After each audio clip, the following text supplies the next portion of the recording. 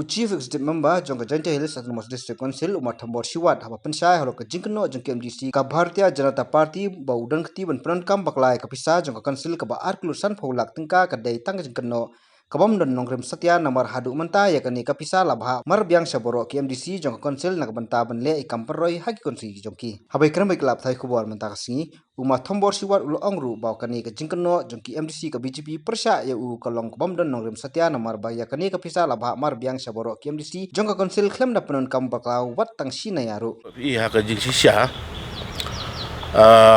kajing kena jong ki perlok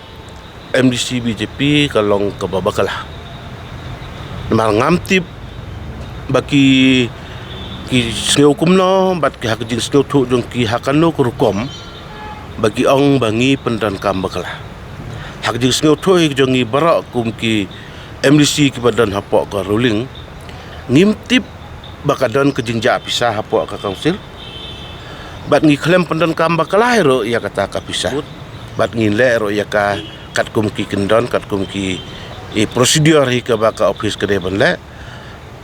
te hak jing snyo thu ka janga ka jing kena ka jang ki ka dei tangkawe ka jing dei ba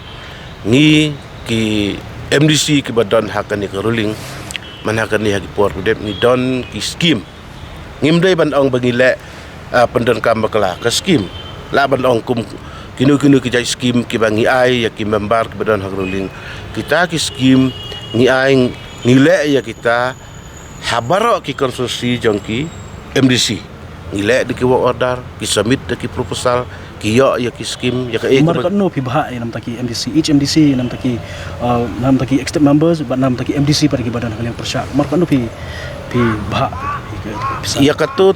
long ban ong bai kaju tengam kadon ni slightly different hang time mo tang mon long kumta ke nyapo si aman hakani ki don ki bengi ain riulak don ki batam mulumlak ni kindiat long tangkap tai bubun hi temar ngini yo bai ba man riulak don yo nyulak don yo spiulak tangkap tai telah hari ban ya compare berkata kajing ai ya ki member berkata kajing kena ke baong ar kelur sanpeu katu tem don kilong kisuan